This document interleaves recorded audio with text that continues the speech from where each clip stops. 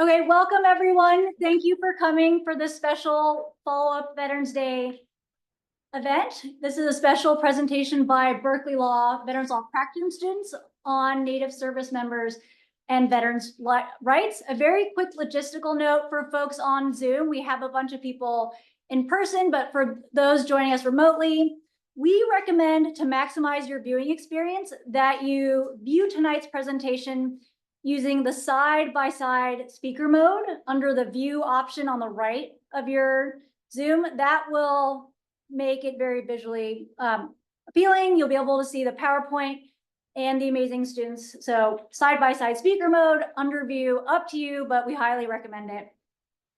Although Veterans Day was a week ago, to us in the Veterans Law Practicum, Veterans Day is every day. So we thank you for joining us to keep the Veterans Day spirit going. This month is also Native American Heritage Month. And in light of our topic today, Native service members and veterans' rights, this makes our presentation and you all joining us today especially meaningful. I'm Rose Carmen Goldberg, and I teach the Veterans Law Practicum at Berkeley Law. The Veterans Law Practicum is an experiential course where students learn the nuts and bolts of veterans law, and they then apply that to applied projects to advance the welfare of underrepresented and underserved veterans. This semester, students have been working on a variety of projects to advance the rights of Native service members and veterans, and I'm very excited for them to share some of that work with you all today. I can say from having been in the veterans law field for over a decade that this is really a neglected issue. I've represented many Native veterans myself. I've been in many veterans law trainings, and these topics essentially never come up. You could go to 100 veterans law trainings and there will be little to no mention of Native veterans and service members. So we are very lucky today that the Veterans Law Practicum students have done the hard work for us of helping to fill this gap. This has included digging through very dense military rules, no small feat. So we are very lucky to have the Practicum students as our guide. Before passing the baton on to the students for the substance of the presentation, I'm going to pass it over to Adrianette, who is Chair of the California Lawyers Association litigation section, for a little welcome as well. Good evening, everyone. My name is Adrianette Ciccone. I am the chair of the litigation section of California Lawyers Association. I am also one of the co-founders and co-chairs of the Racial Justice Committee. The Racial Justice Committee was founded in 2020 in response to the murder of George Floyd. We are very excited about the presentation that's going to happen tonight. We have had at least 3 or 4 community education panels on veterans. We titled them Veterans Voices. The first one, we looked at African-American veterans. We looked at Latinx veterans. We've looked at Asian American veterans. And now we have the opportunity to look at Native American veterans. And so I thank the students, thank Rose, who I've known for some time now, and thank you everyone for joining us on Zoom. We also want to thank our sponsor, Dwayne Morris, and Terrence, who's a partner at Dwayne Morris, for the lovely snacks. Terrence could not be here in person, but you see Terrence right there, and you see the snacks that Dwayne Morris has graciously sponsored. So I will turn it over to you, Terrence, so you can say hi. And Terrence is not only a partner at Dwayne Morris, he is a former chair of litigation section. He co-chaired the Racial Justice Committee with me, and now he is the chair of California Lawyers Association. So he's someone that everyone would want to meet. Terrence? Well, thank you so much, Adrianette, and thank you for the great work that you've done, and UC Berkeley Law School for hosting this. We're deeply honored to have this program. Veterans issues are something that are near and dear to my heart. And as Adrianette mentioned, we've had several programs over the years in support of our veterans and the critical legal issues that we'll be talking about this evening. I want to give a brief invitation to all of the students who may be in the audience and also other lawyers who may be present. We want to encourage you to join California Lawyers Association. It's free for all students. It's also free for all lawyers in your first 3 years of practice. We have 18 sections that cover every imaginable practice area. There's scholarship opportunities, publishing opportunities, and opportunities to have your voice heard as a young lawyer, and also an opportunity to join our young lawyers section. For lawyers, there are great opportunities to grow and to advance in your career, and we hope that you will join us. I'm looking forward to this program. I wish I could be there to enjoy some of the snacks. I'm here in my office, and I'm like digging around, and I found some Ritz crackers, so nothing compared to what you guys have. But I will be quiet and enjoy the program. Thank you again for this wonderful opportunity. Thank you, Terrence. Okay, good evening, everyone. Thank you. Thank you for joining us tonight and your interest in these issues. My name is Caillie Roach. I'm a 2L here at Berkeley Law, and I'm a member of the Osage Nation. I will start us off tonight talking about advocacy opportunities for Native veterans who are facing criminal charges. Then I'll pass it over to Ryan, who will talk about the Native American Direct Home Loan Program. And then Caity will end us with a discussion on religious freedoms, specifically sacramental peyote use during service. And then we'll have a little bit of time for Q&A, so please save your questions for them. So a bit of background on Native American veterans. They have a very long history of service dating back to the American Revolution. Native Americans have been serving even prior to being granted citizenship, which was in 1924. And that commitment continues today. Native Americans serve at a rate 5 times higher than the national average, making them a large demographic. Because of this, they face unique challenges. This could range from difficulty maintaining tribal religious practices while serving, facing some alarmingly high suicide rates, and other mental health challenges. So I'll be starting us walking through some pathways to healing and wellness that is outside of the traditional criminal justice system. Hope we can all walk away tonight understanding why it is important to advocate for justice system involved veterans, what military diversion is, what a healing to wellness court is, who may qualify for these diversionary programs, why would a client want to partake in these pretrial diversions, and how do you help your client get access if they are interested? So military diversion affords a veteran or service member the opportunity to receive treatment for the underlying cause of the criminal behavior. This suspends criminal proceedings during treatment. If the veteran who's facing criminal charges does want to participate in military diversion, counsel will file a request or motion, and if the court accepts, then the court will set out a treatment plan. Treatment plans are highly individualized.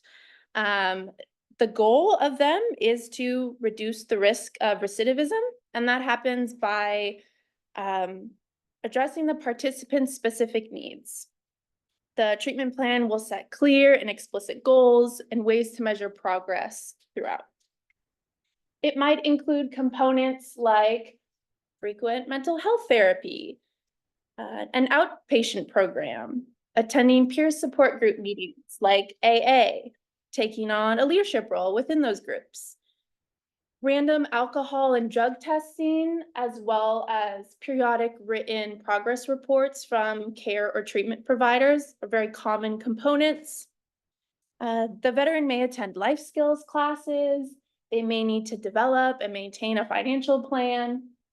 So these are all just a little bit of flavor of what a treatment plan can look like. There's a very strong connection between service trauma and criminal behavior. I'm going to use PTSD, post-traumatic stress disorder, as an example because I think it's quite glaring. So as you can see, a lot of the PTSD symptoms look very similar to criminal behavior. Aggressiveness, risk-taking, angry outbursts. So it's not a huge surprise that veterans who are diagnosed with PTSD are 61% more likely to have involvement in the justice system compared to veterans who have not been diagnosed.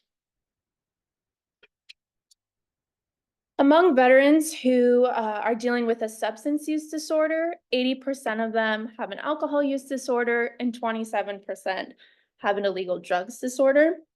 And there's much less empirical data available on Native veterans. The last publicly available study is from 1996. Of those who served in Afghanistan and Iraq, 37 to 50% of them have been diagnosed with at least one mental illness. A mental health diagnosis could be anxiety, depression, PTSD. They result from a wide variety of factors. It could be a combination of the stresses of being deployed, exposure to combat, other traumatic events or injuries, the very real challenge of reintegrating into civilian society, or the veteran may simply be genetically predisposed. And lastly, Native Americans are diagnosed at much higher rates for PTSD and depression compared to other demographics. So for all of these reasons, veterans and Native veterans face unique challenges that the criminal justice system is not poised to handle. Diversion is an alternative to punishing the invisible wounds of war. It's an opportunity to address the root cause of the criminal behavior. So the first thing you need to know is ask your client, have they ever served in the US military? This is important because, of course, military diversion does require that the defendant be a current or former member of the US military. The California Penal Code also requires that the veteran or service member be charged with a misdemeanor. But starting in January, there's been a new law that's just passed, SB 1025, will take effect in January, expand military diversion to those who have also been charged with a felony. There are some limitations. Generally, nonviolent felonies are eligible. Things like rape, murder, child abuse are not. The California Penal Code also requires that request for military diversion happen before the trial. This is a pre-trial diversion option. The veteran must consent to it, and the diversionary track will not last any longer than 2 years. The penal code also uses permissive language, which we all know is an opportunity for creative lawyering. So it begins by saying that the defendant may be suffering from sexual trauma, traumatic brain injury, PTSD, substance abuse, mental health problems. It's important to note that the penal code does not require a nexus between service and the mental health condition. So this means that the evidentiary burden is very low. The only caveat here is if the veteran has been charged with a felony, the new law, SB 1025, will require the court to find that the defendant's condition was a significant factor in the commission of the offense. So they do look for that nexus in those situations. The court has the option to enlist services through the VA, the U.S. Department of Veterans Affairs, but they're not limited to the VA. This is important to keep in mind if your client has a less than honorable discharge. This is because veterans who do have a less than honorable discharge have less access to benefits through the VA. So if the court that you're in does coordinate exclusively with the VA to provide treatment and care services, that will limit their availability. But there are also courts that choose to provide access to veterans who do have a less than honorable discharge, and they do this by connecting with other service providers like local governments, nonprofits, the county mental health agency. And the court has discretion. When you request military diversion, the judge does not have to grant it. Sometimes your success can really hinge on the judge's familiarity with military diversion. So you all now have a lot more information just in these past few minutes about military diversion than a good number of others. And then additionally, the judge may also decide to end the program if they think that the participant is performing unsatisfactorily. But when the veteran does graduate, yay, the arrest upon which the diversion was based shall be deemed to have never occurred. This is very powerful. They will not be denied employment opportunities because of this. The veteran or service member does not ever have to indicate having been arrested or diverted. The second thing you should know is, is your client a member of a Native American tribe? This is important because if they are, then using military diversion to be transferred into a healing to wellness court may be an option. What is a healing to wellness court? Well, there are over 320 tribal court systems in the US, and a growing number of those tribal court systems include a healing to wellness court within them. Each of them have unique organization and processes according to each tribe's laws. They are adaptations of drug courts. So if these treatment plans or what I'm about to go through healing to wellness court sound familiar, that may be because of drug courts. They are distinct from tribal family courts or tribal criminal court, where individuals are ordered to treatment. Instead, in a healing to wellness court, they really bring together community healing resources within the tribal justice system. There is a team approach to achieve both the physical and spiritual well-being of the participant and the community. Culture and tradition are incorporated, and they are structured in phased treatment and rehabilitative services. So how do you find a healing to wellness court near you? I encourage you to check out the California Tribal Courts Directory, as well as the Tribal Law and Policy Institute. They will guide you to the right place. The extent of the healing to wellness court's jurisdiction really determines whether the healing to wellness court is an option for your client. So once you found your local healing to wellness court, if there is one near you, you then want to know if they accommodate transfers from a different jurisdiction.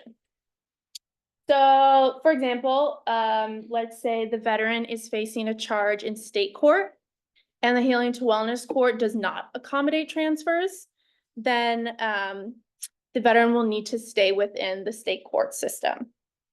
If the healing to wellness court does accommodate transfers, then diversion to a healing to wellness court is an option. Alternatively, they may have started in tribal court, which means they are facing a tribal criminal or civil charge, and then again, transfer to a healing to wellness court may be an opportunity. These courts are codified in the tribal code. So just like we walked through the California Penal Code, each tribe has codified the healing to wellness court, if they have one typically. So I'm going to walk through a few examples of different tribes. The Citizen Potawatomi Nation really has a focus on addressing substance use problems. Their goal is to divert offenders into a system that has a more holistic approach. They have a treatment-oriented perspective. The Ho-Chunk Nation says that the goal of their program is to help members break the generational cycle of abuse and addiction.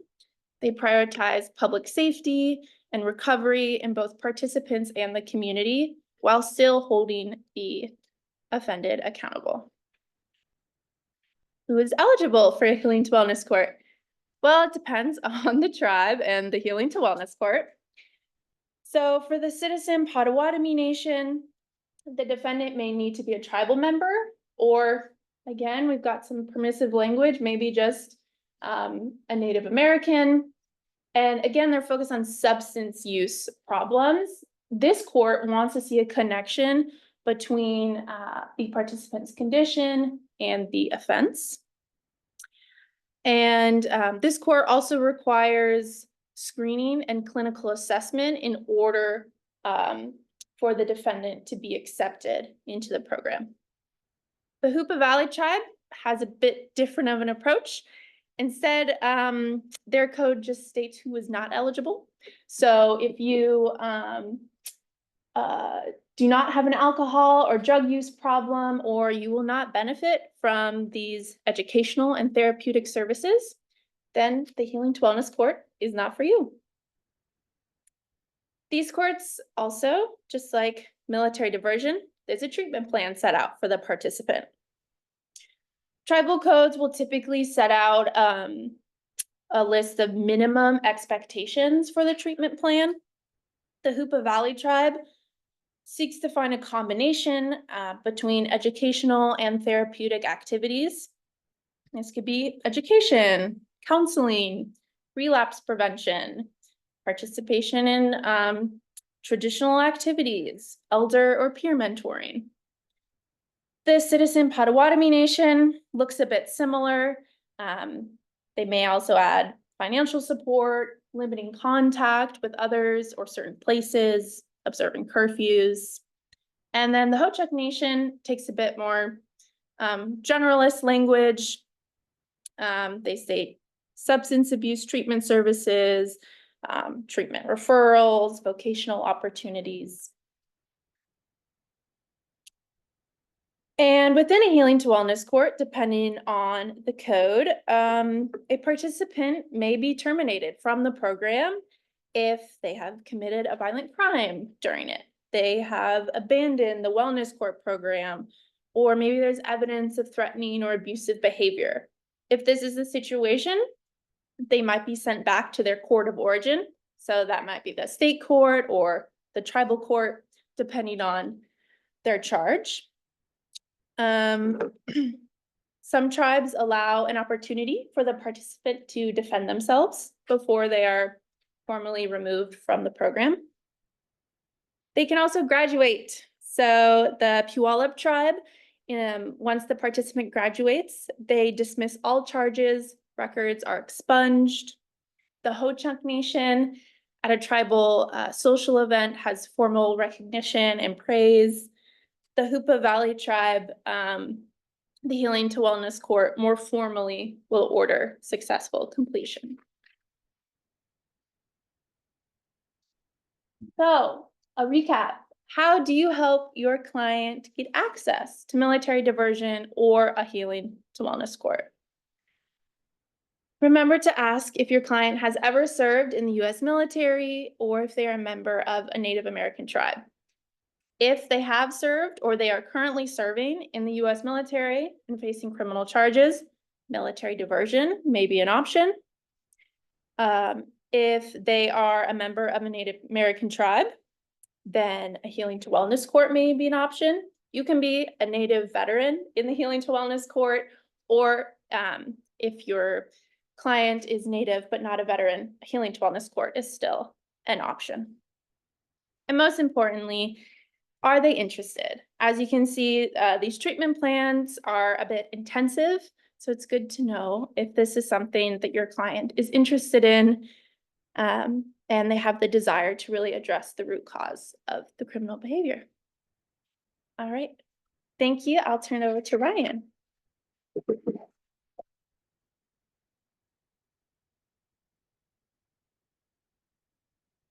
All right. Good evening, everyone. My name is Ryan Pinch. I'm a 2L here at Berkeley Law. And before I came to law school, I served in the Navy for 5 years as a submarine officer. And I'm excited to talk to everyone about the Native American Direct Loan Program, give you some overview of the program, why it was necessary, and some ideas for how the program could be improved going forward. So to begin our agenda, going to begin with the context of veteran homelessness. We'll discuss a little bit about the VA home loan, what that program is. And we'll talk about some considerations for Native veterans, why the VA home loan might not provide the same things to them that it provides to non-Native veterans. We'll discuss the Native American Direct Loan Program, give an overview of that.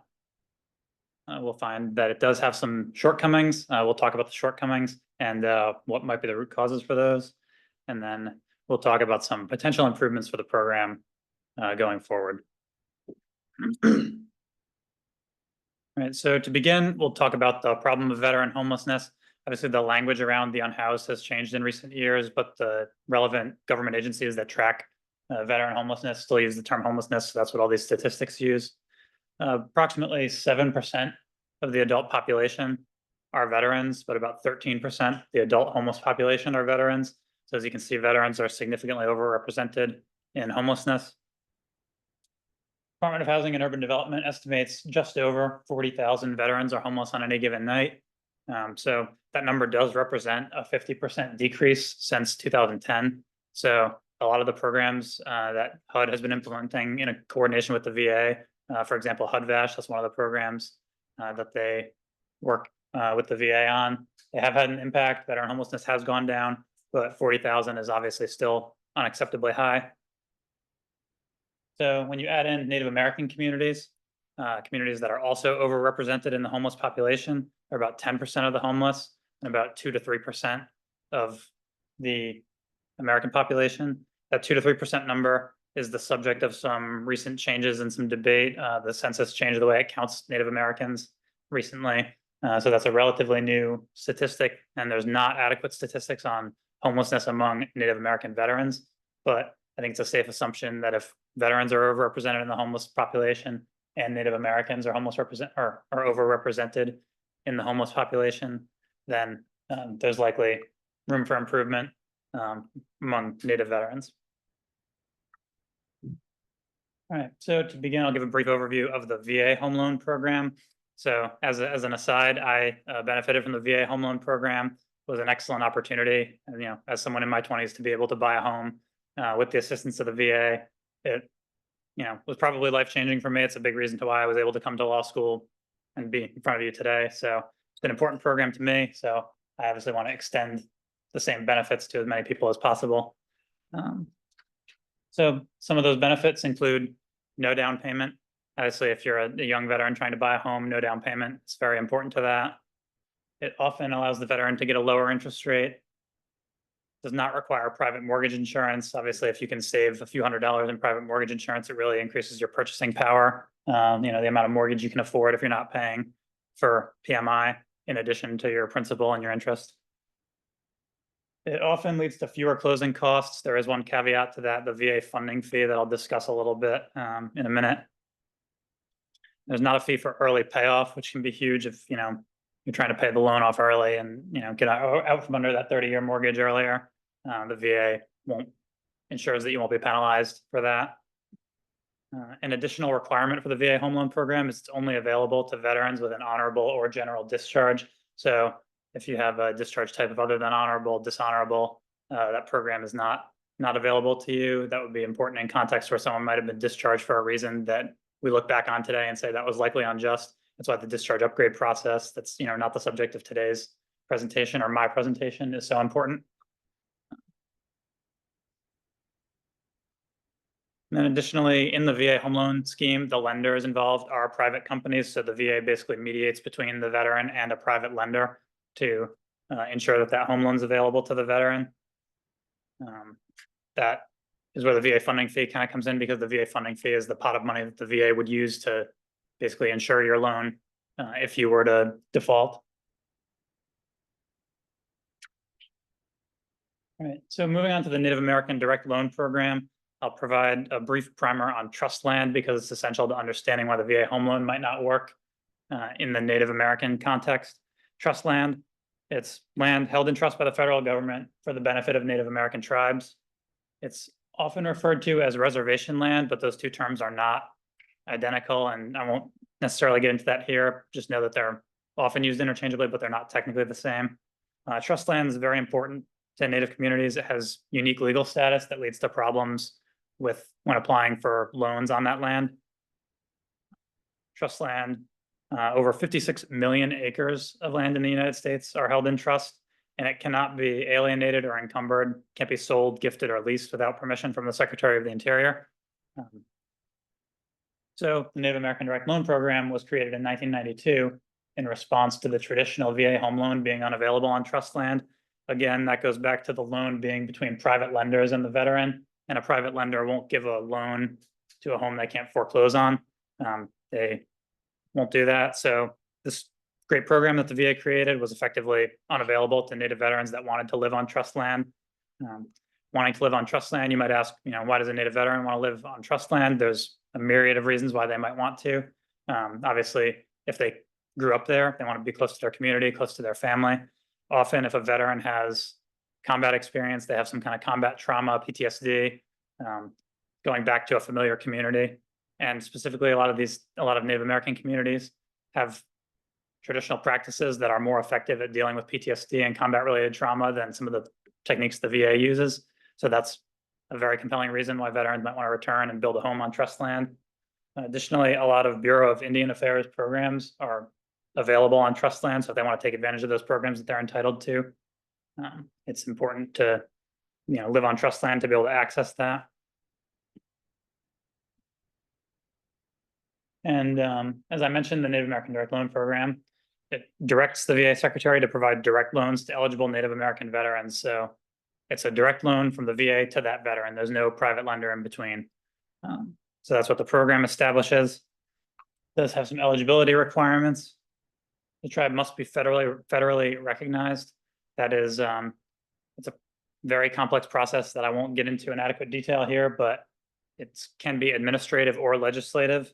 It has a very complex history, and it is a barrier to accessing this program for a lot of Native American tribes. So federal recognition is a key hurdle to accessing the Native American Direct Loan Program.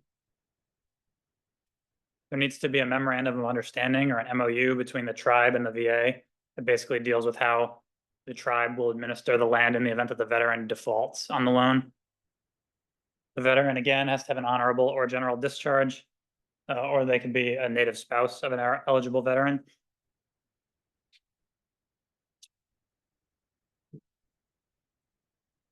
So moving on into some of the statutory language, it comes out of 38 USC section 3761. Directs the Secretary to make direct housing loans to Native American veterans. The purpose of those loans is to permit them to purchase, construct, or improve dwellings on trust land, as we discussed. Additionally, the Secretary shall make direct housing loans available in a variety of geographic areas and a variety of economic circumstances. So that encompasses, ideally, the diversity of all the different Native American tribes across the United States. A lot of circumstances. Clearly, Congress wanted very broad access to this program.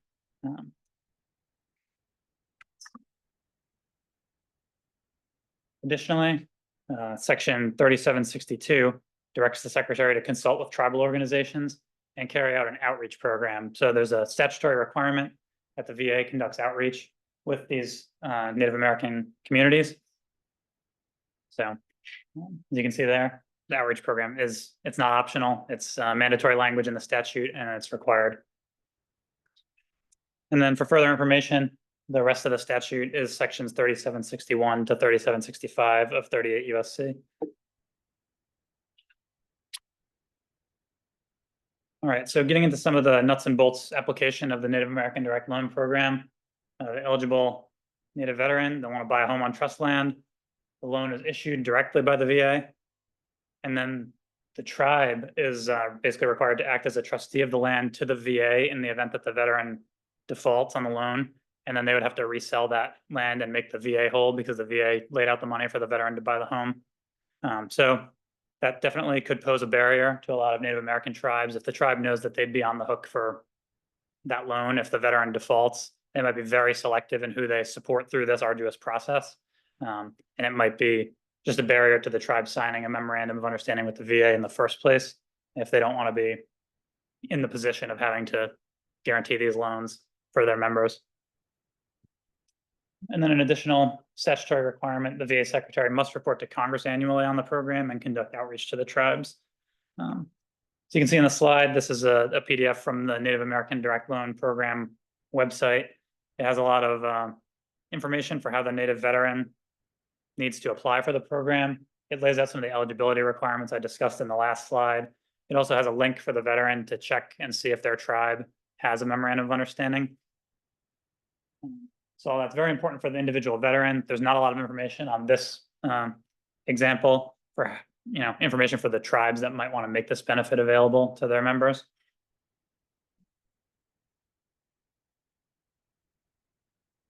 All right, so as many of you may have been able to tell from the direction this presentation was going, there are a lot of shortcomings to this program. The Government Accountability Office revealed some glaring deficiencies in the Native American Direct Loan Program. One of the officials who worked on the report told NPR that it's an example of how badly a government program could be run. Clearly, the GAO was not impressed with how the program has been proceeding. Between 2012 and 2021, only 89 Native veterans were able to, in the contiguous United States, were able to get home loans through this program. Contrast that with the VA home loan. Over 1.2 million VA home loans were originated in 2020 alone, and there are currently 28 million active VA home loans. So obviously, the Native American population is smaller than the veteran community, but that is a glaring shortfall in access to this loan program. When you add in Native veterans in Alaska, Hawaii, and some of the Pacific Island territories of the United States, that number jumps to 256, but still glaringly falling short of the types of numbers that the VA home loan reaches. Additionally, the VA has memorandums of understanding with less than 1/3 of federally recognized tribes. That problem is especially acute in California, where only 5 out of 109 federally recognized tribes have memorandums of understanding with the VA. So, you're watching this in California, you're interacting with a Native veteran client, just know that their access to this program is still significantly less than a Native American veteran in other parts of the country. And then further, the VA lacks an outreach plan. They don't have a comprehensive plan for how they're going to get the word out about this program to Native veterans throughout the country. Additionally, there's not really a plan for originating these loans in Alaska, where Alaska Native veterans make up a large proportion of the population. And then another finding from the GAO report is that status updates were not provided in an adequate manner when a veteran applied for these loans. So you can imagine how frustrating that is. You find a home you want to buy on trust land in a market where housing is hard to come by already. You apply for this loan program, and then the VA leaves you hanging on your status. You can't submit an offer on the house. You don't know if you have a loan, and you lose the house pretty quickly, as we all you have to move quickly if you want to buy a house in this market. So clearly, the program has a lot of shortfalls. And just a few additional ones here. GAO report also found that the VA fails to coordinate Native American Direct Loan with other VA programs. So if you can imagine, the VA is a massive government agency. There's over 1,100 VA medical care facilities, and the VA treats about 9 million veterans per year. So the report found that the VA doesn't adequately coordinate its outreach with VA regional offices. VA regional offices are the front line of the VA, the forward-facing part of the VA to most veterans. So if they were adequately coordinating through those, they could certainly get the word out, if not to the Native veteran themselves, then to someone they may have served with who might reach out and say, hey, I know we served together, I heard about this program, maybe you can take advantage of it. So clearly room for improvement there. Additionally, the VA hasn't adopted strategies to mitigate barriers to lending on eligible land. So if you can imagine, you have a program to give loans on trust land, you should become familiar with and develop strategies for adopting the challenges that'll come up repeatedly on this trust land. So those may include land use issues with the rural location, and land title issues. So some examples of land title issues: the borrower might have difficulty getting title status documents or leasehold documents from the Bureau of Indian Affairs. This can be especially tough if the land has fractional ownership, which is common on trust land. Additionally, there's a lot of issues that can come up with the rural location. These can include just the difficulty of constructing a home on a rural land. getting an appraisal, getting construction materials, or, and especially in a rural area, getting those goods and services is especially costly. And then land use clearances, those can be especially important. Things like the National Environmental Policy Act and the Endangered Species Act often apply more. They impact home building and buying on trust land more acutely. So it would be a lot easier if the VA could coordinate between these different government agencies and develop a systemic plan for addressing these problems that come up repeatedly, as I said. Could certainly reduce the barriers for a lot of Native veterans.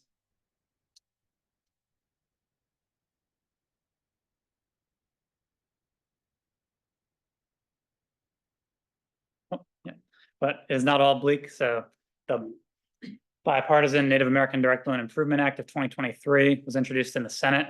Unsure about its future, but at least it's being talked about and introduced.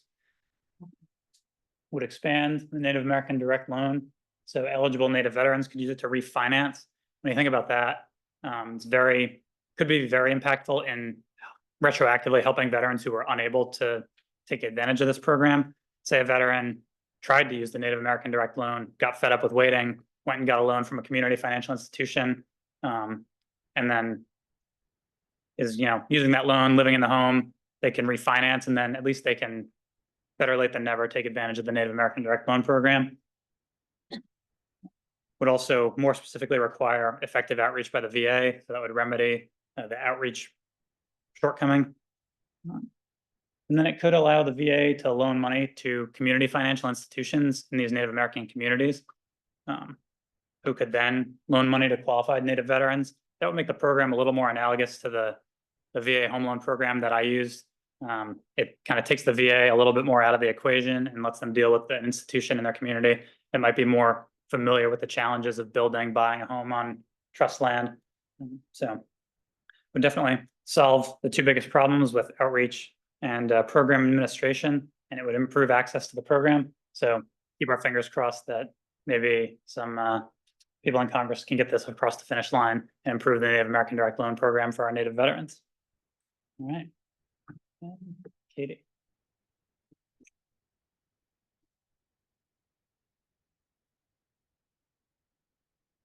All right, good evening. My name is Caity Lynch. I'm a 3L here at Berkeley Law. I'm an Army veteran, and I'm really excited to talk to you about ways that we can help Native Americans who are actively serving in the US military exercise their First Amendment religious freedom rights to use peyote while serving in the military. So first, we're going to start off with the legal and legislative history that led to establishing the process that Native American veterans, American service members need to follow. And then we're going to go through the military religious accommodations process itself for anyone who'd like to be able to provide this advocacy for Native service members. So first, a little bit of background about religious freedom in the military. There's been a lot of important cases in the last couple of years. And we start off with this great quote from the DC Circuit in 2022. The cost of military service has never entailed the complete surrender of all basic rights. And this comes from the case Singh v. Berger. And Jaskirat Singh was a Sikh Marine Corps recruit who requested a religious accommodation to keep his beard, to not have his head shaved in basic training, and to wear a religious head covering over his hair. And the Marine Corps agreed to grant that accommodation after he completed basic training. They said during basic training, you still need to have your face clean shaven, you need to have your head shaved every week. You cannot wear a religious head covering until after you graduate from basic training. And the Marine Corps asserted two compelling interests for why they could not accommodate his religion during basic training. And the first was that basic training is where the Marine Corps instills in each Marine an identity as a part of a team, and also a second compelling interest in breaking down recruits' individual identity as a process, part of the process to become a Marine. And while historically courts have considered many military interests to be compelling, as you can guess from this quote, the DC Circuit rejected both of those compelling interests against the Marine Corps during basic training, and recognized, I think, that service members do give up an enormous amount of rights when they join the military. They give up the right to decide where they live. They give up the right to decide whether or not they go to war and risk their lives. But this was a case, a really important case in which the DC Circuit drew a line and said this is too far, and this breaking down of individual identity and becoming a part of a team was not so great that it overruled Jaskirat Singh's right to maintain his Sikh faith during basic training.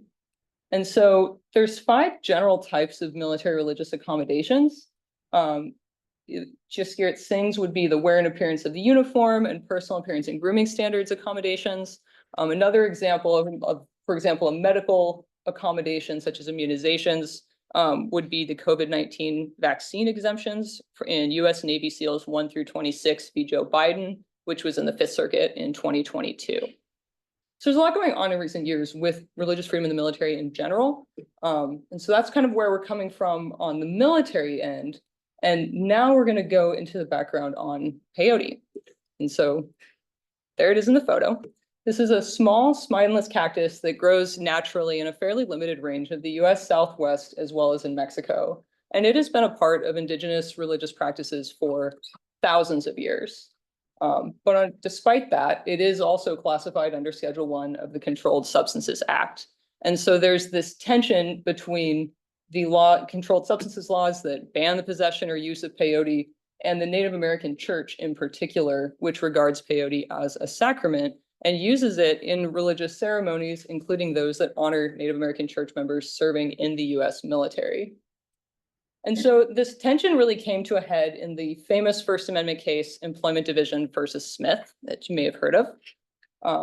In that case, Alfred Smith, who was a Klamath tribe member, as well as Galen Black, were both Native American church members working at a substance use rehabilitation organization, who consumed peyote during a Native American church ceremony. It's important to note, I think, that Smith was actually hired to provide culturally competent care to Native clients at the facility and considered his own religious practices to be an important part of his ability to do that.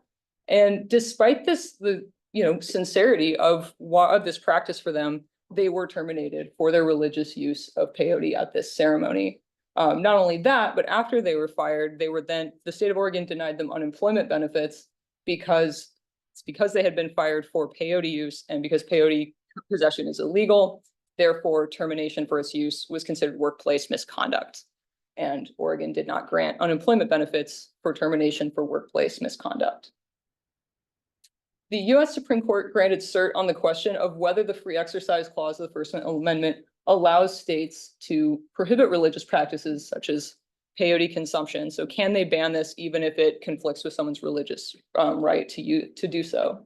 And ultimately, the Supreme Court found that yes, they can. The reason being that the free exercise clause doesn't prohibit Oregon from applying its drug laws to even religious ceremonial use of peyote. And because it doesn't stop them from outlawing peyote, it can therefore deny unemployment benefits for its use as being considered workplace misconduct. And the test we got from that is that religious beliefs don't exempt someone from complying with a neutral law of general applicability. A neutral law being one that only incidentally forbids the performance of this religious behavior, so that the law wasn't targeting peyote, as well as that it's a general applicability. The state of Oregon is allowed to ban anyone from consuming peyote, not just the plaintiffs. They aren't targeting the plaintiffs, and it would be constitutional for them to make that prohibition for people not using it for religious purposes. Therefore, they can also do so for religious purposes. And so what the court was afraid of is that if they found for Smith and Black in this case, that it would create this broad exemption to generally applicable laws if people just asserted that it was against their religion. So although it was not a success for the Native plaintiffs, there was a outcry to this holding in Smith, mostly from religious groups and right groups who recognized that the breadth of this holding could be applied far beyond just peyote use and just Native American church members. And so what we get in a couple of years after Smith was decided is the Religious Freedom Restoration Act of 1993, or RFRA, which requires laws that burden religious practices to meet strict scrutiny. The year after that, we get the American Indian Religious Freedom Act, or ARFA, of 1994. And this is where we get the specific statute that states that peyote use is an accommodation, a religious accommodation available to active duty Native service members. The only caveat to that is that the military is also able to establish limitations on that use to not conflict with compelling military interests. And so now we're going to go into what some of those general limitations are. The Department of Defense issued its first interim guidance for religious peyote accommodations among active duty service members in 1997. And this is the guidance that we currently have that is developed from that today. So first, I want to recognize that not every religious accommodation in the military involving peyote is for its consumption.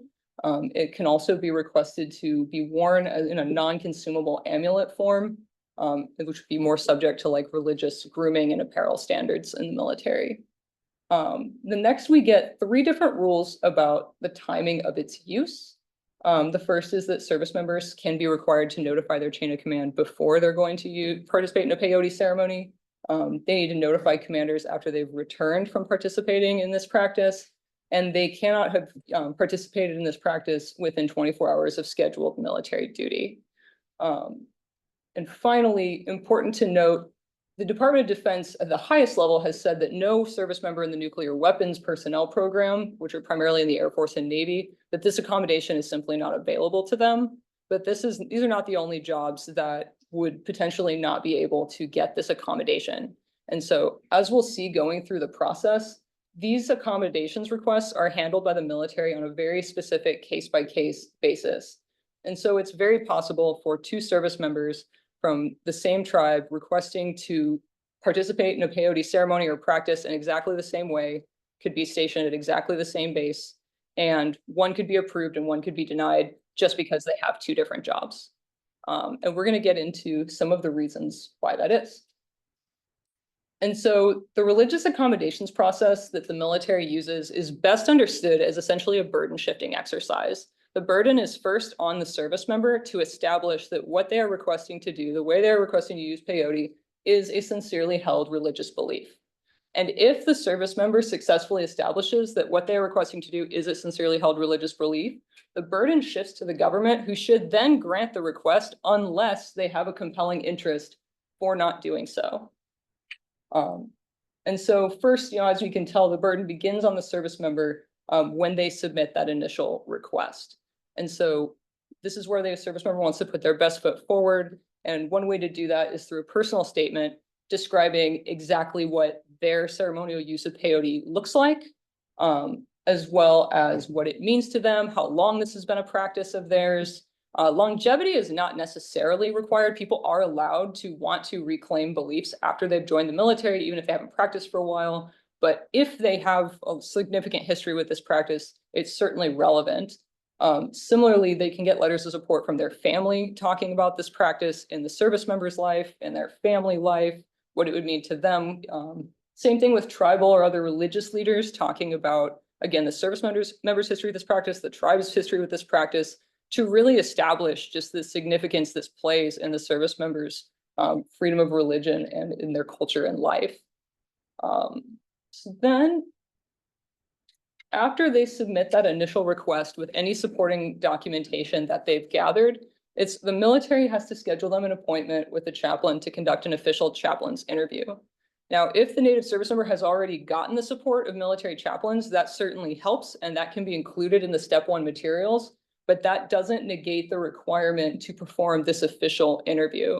And importantly, this is not a confidential discussion with a chaplain like most service members are used to when they're just going to a chaplain to talk about their problem or to get religious guidance. The purpose of this interview is for the chaplain to assess the sincerity of the service member's religious belief and to provide a memorandum that is going to accompany those step 1 materials up through the chain of command to determine whether or not the service member has met their burden for establishing that this Native service member's requested use of peyote is a sincerely held religious belief. So not only is this an extremely important interview, but also importantly is how they're assessing this in this interview. And as you can see, the military, each branch considers sincerity a little differently, and some of these factors can certainly seem subjective. For example, asking chaplains to give their opinion in the Army about a Native service member's credibility and demeanor during the interview. The Navy and Air Force asks chaplains about the credibility of anyone supporting the request, and like perhaps in those step 1 materials, as well as I think, again, importantly, is exploring alternate means of accommodation. And so they don't give an example of this, but what I could imagine that might look like is if a service member is requesting to possess peyote and consume it at their duty location or at like a local, Native American church organization nearby, the chaplain is empowered to ask, like, why is this something you need to do this often? What is the significance of the frequency for it to you? Is this something you can do perhaps at home with your tribe if those are the people supporting your request? The chaplain is empowered to ask difficult questions. And I think really for the importance of this interview, step 2 is an example of where I think Native service members would certainly benefit from preparation with an attorney or some other advocate who can help them really establish the sincerity and importance of each part of what they are requesting to do in preparation for this interview. So after the chaplain's interview, there's actually nothing left for the service member to do. This is where we get to the point where it's going to go up through the chain of command to the service branch secretary of that Native service members branch. So if the service member is serving in the Army, the secretary of the Army is going to be the decision maker about their request. And if they decide that based on the step 1 and step 2 materials that the service member has demonstrated that this is a sincerely held religious belief, the burden has then shifted to the government to grant the request unless they can assert a compelling government interest for not doing so. And so in theory, at that point, the government faces a high bar to deny this request. However, again, we know that there are many cases in which many courts have granted extreme deference to a number of military interests as being compelling. And so I think as an example of that, some of the examples of compelling government interests that the branches have specified in their regulations for why they might deny a religious accommodation includes service members' health and safety, good order and discipline, uniformity, unit cohesion, military readiness, national security, and mission accomplishment.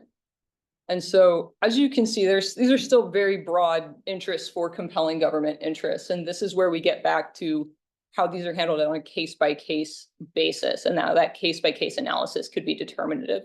So I've already given an example of how 2 different jobs could make an otherwise similar request come out differently. Another example of that might be that, again, you have 2 service members with the same background involving their religious use of peyote, making the same request to use it for similar ceremonial purposes. Both are found to be sincere and both have the same job, but because they're in different units, that might wind up being determinative. For example, like the mission accomplishment compelling interest they mentioned. One service member who is working in a stable 9-to-5 environment kind of unit with a strictly stateside mission, it might be easier for them to follow the pre and post notification requirements. And so it might be more likely for their accommodation to be granted as opposed to someone in a high op-tempo unit with a short recall, like a 72-hour recall or rapid response type of unit, where even though they have the same job, the missions of these units are so drastically different that otherwise similar requests could come out differently just based on the individual mission.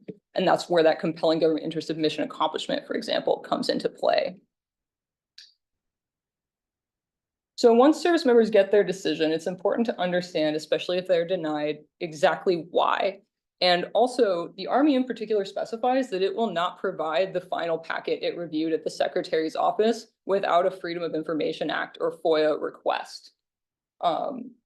However, I did think more positively, the Air Force states that they try to grant what they call partial requests whenever possible. And so a non-peyote example of this is there's an Air Force JAG opinion about a service member who was deployed overseas who wanted to grow a beard for religious purposes. And the Air Force actually did identify some compelling interests for why that specific deployed environment, they could not accommodate him beginning to grow a beard during his deployment. But rather than just deny the request, the Air Force recognized that most deployments are 6 months, a year. And so instead of just kicking the service member back to step 1, they deferred their decision until the airman returned stateside, reasoning that once they had returned to their 9-to-5 environment, that it was more likely that the request could be granted. So that's just an example of how the branches do try to work with service members to find a way to accommodate at least some of this request. And finally, and most positively, if they are approved, they don't have to reapply just because they do get a new job or a new base. the accommodation goes with them. The only caveat I have to that is that the military can later assert a compelling government interest if one arises. And so if the military does suddenly, if we finally suddenly do find ourselves at war, for instance, there would be many compelling government interests for why they would need to suspend a peyote accommodation. If they thought, we're going to be leaving any minute, they couldn't meet those pre and post notification timelines. That would be an example of where even an approved accommodation could be suspended.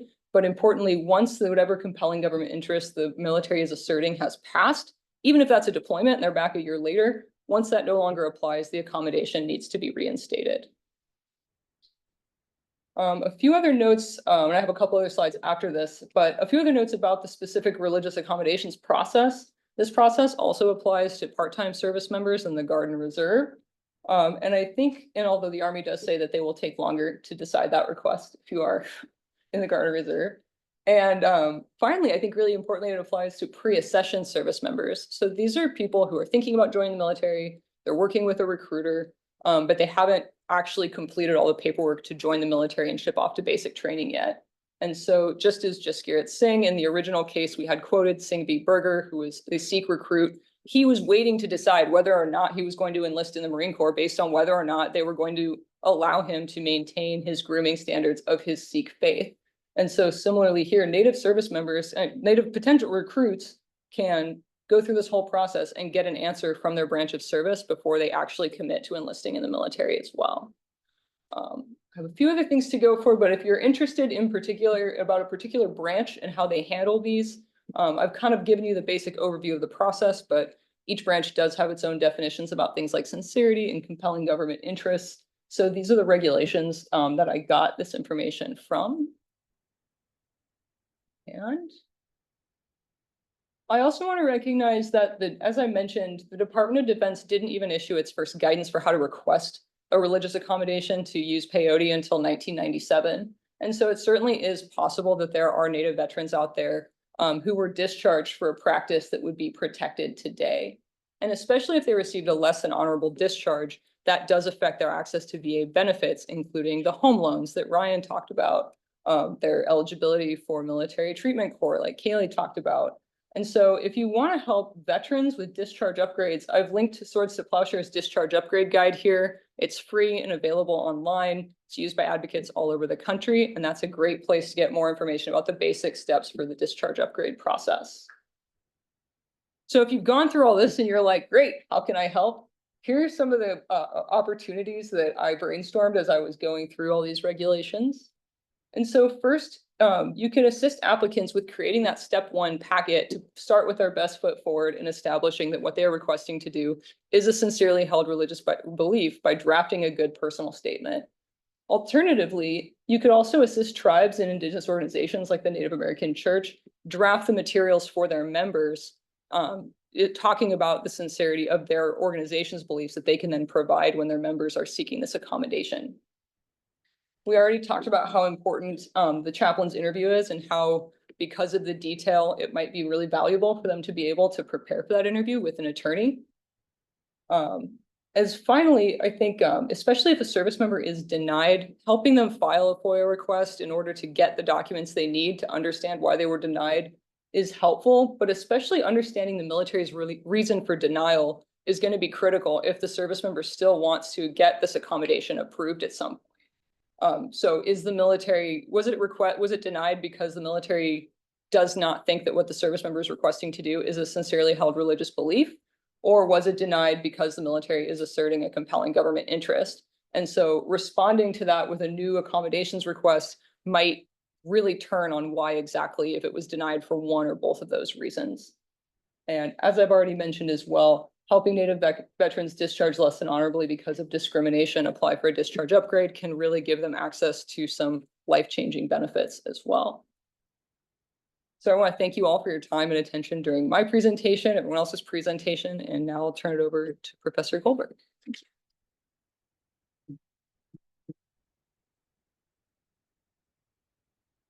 Just gonna look and see if we have any questions in the chat. Oh, not yet. Go ahead. So I wanted to make an important announcement for those in person. Please help yourself to the food, and to tease the people on Zoom, there's chocolate and cheese and meats. So I know you all wish you were here, so feel free to get up and move out and stretch your legs and get a lot of chocolate like I just did. So I don't know about you. I feel like I learn even more each time I hear students speak on these issues. And I'm here briefly to draw out on a thread that runs through everything that students talked about before we turn it over to Q&A. And that is a lesson honorable discharge.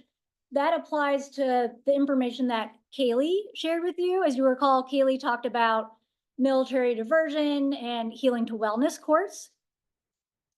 And a big point of relevance there is very court dependent in terms of military diversion, whether a veteran with a less than honorable discharge can participate. And there is one practical reason underlying that, and that is, as Caillie mentioned, these military diversion courts, a big component is mental health treatment and social services. So it's very common for the court to enter into a close partnership with the VA. Lots of acronyms in government. They tend to partner with what's called a VJO, a Veterans Justice Outreach person who specializes in assisting veterans with criminal legal system involvement. So some courts just kind of throw up their hands and say, well, if a veteran has a less than honorable discharge, which means, some of you may not know, if a veteran has a less than honorable discharge, they are typically locked out of VA services. So the courts say, well, we can't have this core component of our treatment plan, so we're just not going to service veterans with a less than honorable discharge. So it's kind of a double punishment, right? They don't have this option. But that is not all courts. A number of courts, including the military diversion court in San Francisco, they are open, their doors are open to veterans with any type of discharge status. And what they do there is they partner with other, community-based, nonprofit, local government health organizations. And that is getting more and more common, but I think more education is needed there, because it is a tragic irony, really, because veterans with a less than honorable discharge, they have higher rates of criminal legal system involvement, and they have worse outcomes on a lot of different factors that can be exacerbated by incarceration. So they have higher rates of suicide, of homelessness.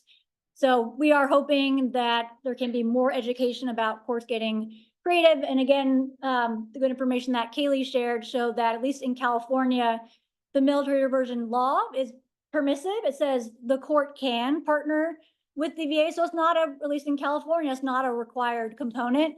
And maybe one would argue in other states, if their statutes do require partnership with the VA, that maybe should be adjusted. Another approach would say, hey, VA, you have this veteran justice outreach program. Maybe you should open up VA services for criminally involved veterans so they can actually go through this process. So playing out on the good information that Caillie shared there. Ryan's presentation about the Native American Direct Loan Program. Again, we had another mention to veterans with a less than honorable discharge being locked out. Only veterans with an honorable, which is the highest level of a discharge status. It also is the most common. Honorable may sound like A+++, but it's often viewed as kind of the standard. Roughly 90% of veterans have an honorable discharge, but there still are many hundreds of thousands of veterans who don't have the necessary discharge status. So they're going to be locked out of the Native American Direct Loan Program. As Ryan mentioned, as he shared from his personal experiences, can be truly life-changing. And then Caity, in her conversation about peyote use in military and the fact that it is protected, she did also allude to the fact that service branches are not necessarily educated about their own rules. So this can kind of fall apart in multiple ways. First off, the services may not know these are the rules, and they're approached by a service member trying to effectuate their rights, and they say, what, never heard of this, and they're denied. And then even on the front end, service members themselves are not typically educated on their rights, so there may be a chilling effect. So one outcome of this is if a Native service member does try to engage in sacramental peyote use, and there are many stories of this, they may be discriminated against and ultimately kicked out of the military. It may be misinterpreted as, substance abuse, which is prohibited under military law. So again, you have a cohort of veterans coming out with a less than honorable discharge and being locked out of very critical life-saving services. And to put that in a little bit of context, another theme throughout was a lack of data. Students did really hard work to put together this information, which makes it all the more valuable. There's no data I or anyone I know is aware of about the rate of these less than honorable discharges, which lock veterans out of services for Native veterans specifically, but there are a lot of multiple reasons behind that. There also is a problem even getting an accurate count of Native Americans serving in the military. Historically, the military has grouped people together. They haven't even asked the question or, thought to care, at least in terms of their counting. There also are a number of Native veterans that I've heard speak who have said they did not want to self-identify.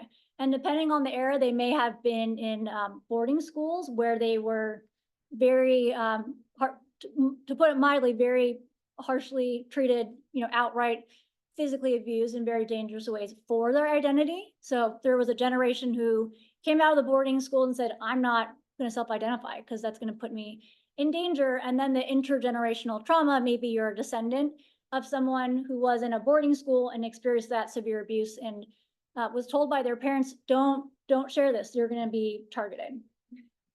So a lot more work to be done in terms of even just getting basic information on the numbers. And as Caity alluded to, trying to build out programming to help Native veterans who have experienced discrimination and are having trouble getting access to benefits. I'm going to give a shout out to a Zoom participant, which is someone from California Indian Legal Services, who helps run a program specifically for Native veterans with bad paper discharges and works on that discharge upgrade process to help them, hopefully get to an honorable status or something close to that and get their better benefits restored. So thank you for letting me interject very briefly, and I hope this presentation left you feeling as inspired as I am to use your legal skills to jump into this, as I mentioned at the start, a neglected issue which needs a lot of skilled advocacy like you all in the audience. I think we have a minute for Adrianette to also make brief comments before the Q&A. Sure.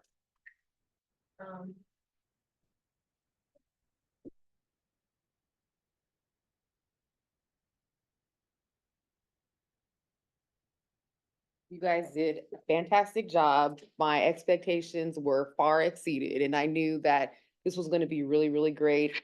Each of you did it just really, really great. I learned a lot. And speaking about the boarding schools that Rose just mentioned, I do dependency law for Alameda County. And as some of you may be aware, the Indian Child Welfare Act, if it applies, makes it so that the agency who I represent has to have a higher level of evidence before children can be removed. And so thinking about the children that I represent who are part of federally recognized tribes and thinking about their stories and their families and a lack of housing and substance abuse and all of those things make this a very real thing. And so I just want to thank you all so much.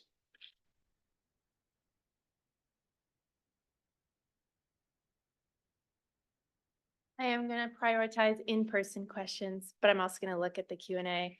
I'm just handling the questions. The questions can be for any of us. So does anyone in the room have a question? Yeah, go ahead. How long does Okay. How long does the application process take to get granted for peyote use? The question is on how long the application for peyote use takes to be granted. You want to come up here and talk?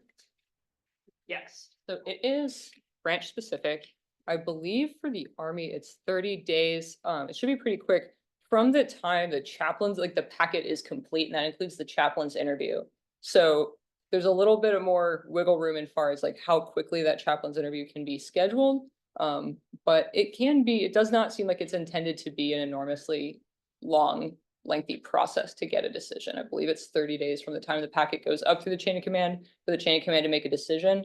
And there actually are protections like if somewhere along the chain of command, an intermediate commander wants to object to the request, they certainly can, but it actually specifically says that a service member's request can't be delayed waiting for either positive or negative opinions along the way from the chain of command. So they do try to actually keep it pretty streamlined. You have a question? Yeah, I'm curious. You had mentioned reapplying. At what point does it make more sense to go straight to litigation? Yeah. So it's a great question. And so I thought about going into this, but I was afraid it'd be too long. But I also want to specify that as far as the branches are concerned, they don't see it as, they don't consider that you can reapply. You can create a new application with new evidence. And so it would seem to me like if you got denied for a sincerely held religious belief, you went and got more evidence of the sincerity of your belief, if you know, or even if you waited a year and you said, I still want to do this, that would be new evidence. And it's something we see in like VA law as well about like what new evidence is. And so technically you can't appeal their decision, but you can reapply with new evidence. But yeah, if they deny you again, or even they deny you the first time, there's no other appeal process in the military. You would have to go to federal court. And that would really be a decision, yeah, that they would have to make based on the case. Obviously, Singh v. Berger with the Sikh Marine Corps recruit went up to the DC circuit. Once the Marine Corps just said no, and we have a compelling government interest for denying you, and they had to go to court for that. And there were multiple Sikh recruits and service members involved in that case. Singh is just the named plaintiff, but that was an example of like organized plaintiffs coming together to get a case to federal court because they were all being denied by the service. I think this is also on the same thread. There's a question in the chat. Do service members have to be native to qualify for an exemption? So assuming That is a great question. And I'm going to give a very unsatisfying answer because since we put together this presentation for Native service members, that was who I made this information for. And so, yeah, I did not really, it's a good question that someone would have to do, I think, a lot more specific research. I'm not sure what the establishment of a sincerely held religious belief would look like without some of the examples that I gave. And so I'm sorry, I don't know what that would be for a non-native service member to request that. I'll just add really quick, always referring back to Katie's good slides. As you recall, there's a specific statutory authority for an exemption for Native service members specifically. So you could get in some statutory interpretation construction arguments and say, because it is specified via statute that is permitted for service members who meet these specific showings, it excludes others. So that would be one question. We do have that specific statutory authority. And then just amplifying, as Caity alluded to, there would need to be evidence of this, tradition and for it to be, a deeply held belief. So it's also fact specific. So, but I think it would be harder. You don't have the specific authority for that, and you would need to make a strong showing. just to qualify, there's no like requirement to be a member of a tribe or a federally recognized tribe. Is that correct? I think what Professor Goldberg's getting at is that the establishment that sacramental peyote use is even something that a service member can request at all is from the American Indian Religious Freedom Restoration Act. And so if that is where the statute lies, that would allow, that even says that this is something anyone in the military can request. I think Professor Goldberg's point is that the statutory interpretation there would highly suggest that you would need to fall under the Native American tribes that are, being addressed in the amendment in ERFA. And so, yeah, I didn't find anything that said these are the only people who can request it, but I do agree that the context, it's a great point that the context would be important. So. Yeah, great. Thank you for that question. Whoever at CILS posted. Yeah, Cameron. This is a question for you, Caillie, on tribal healing to wellness courts. Can members of one tribe participate in a tribal healing to wellness court in a tribal jurisdiction that is not the one that they're a member of? Yeah, so the question is if a member of a tribe can participate in a healing to wellness court within a tribe that they are not a member of. Yes, it depends. So it depends on the tribal code. So there are some tribes that, like, for example, if you are a member of like, the Yurok tribe and you are, actually, I'm not gonna use Yurok because that isn't, it, whatever. You're an example of the Osage Nation and they have a healing to wellness court and your case begins in the Osage like criminal court. It's not a guarantee that even when you start within the tribal justice system, you can get transferred to a healing to wellness court. So it really like depends on what the code says, if it accommodates transfers anywhere. And then it's like an additional question, if there can be a transfer from a different tribal court. Does that answer that? Okay, cool. Yeah, Sarah? Kind of along that line, is it difficult if, say, your tribe is geographically far from where you are? Like if you're in a state court, like California to New Mexico, would that be like a difficult transfer? Does that ever happen to you? The question is if you're geographically far from the healing to wellness court for your tribe. Yeah. Well, I feel like that brings up some like civil procedure and criminal procedure questions that I don't remember, but I can say that I have not been taught yet. You're right, because there was no discussion of tribal justice system. So the only thing I can say is like the Yurok tribe, for example, they do allow members, or they allow participants in the healing to wellness court who are native but not a member of the Yurok tribe. So that'd be an opportunity for someone who is in California, they're in Humboldt County, they're close to the Yurok court, and they want to get diverted into that court because maybe their tribe is the Navajo Nation and that's geographically far, because most of these courts are in person. That's a generalization. There can be virtual elements, but I don't know if Professor Goldberg or anyone else can speak. Different state tribes and transfer. Oh yeah, Sarah. My understanding of the California statute is that because this is a state statute and it's a state diversion program, you wouldn't Yes. be diverted to a court that is out of the state of California. Yes. And Professor Goldberg can correct me if I'm wrong. I think that's correct. I think that's likely. I think it's complicated. I think there could be informal agreements and transfer of jurisdiction. But I sometimes say, I think this would make for a really great law review article. I think it would involve some pretty sophisticated research into interstate criminal law jurisdiction. Maybe Professor Weiselberg can. A resident criminal law expert here. Yeah, well, but generally, you don't see transfer between states of criminal prosecutions. There are different agreements for people, I think, to be supervised, for example, on release in a different state or a different jurisdiction. That's different than, I think, arranging diversion before a final judgment is reached. At least that's my sense of what would happen. Team effort. Thanks, guys. Question in the chat. Oh, one got question. Oh, we do. Okay, from Terrence, is there any danger that these programs could be politicized by different presidential administration? Or is the administration of these programs largely apolitical and bureaucratic? I think we can all speak to this. I mean, for me specifically, I talked about the California Penal Code, so that's California politics. And then healing to wellness courts are set out in tribal code, so that depends on tribe politics. Yeah, but you guys can speak to national situations.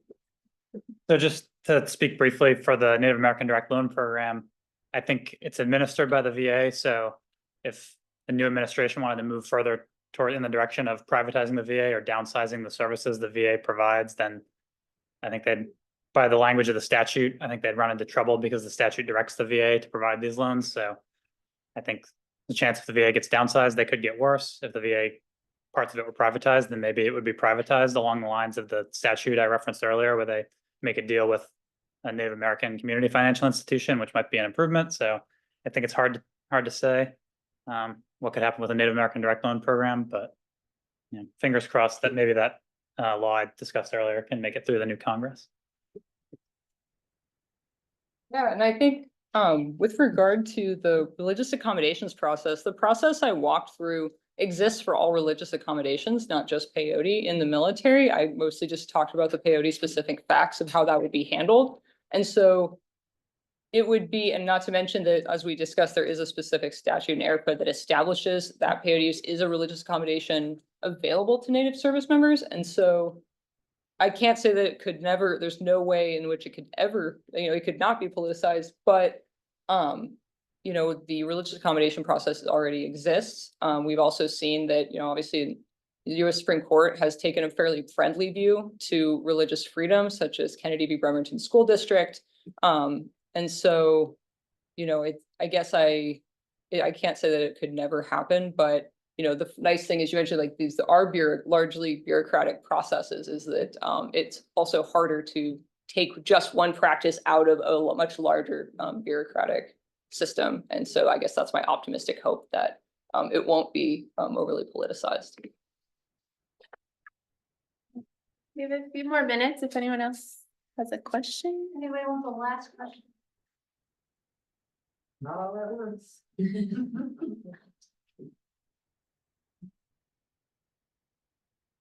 Well, I think this means you've answered everyone's questions in your thorough presentation, so round of applause for this one.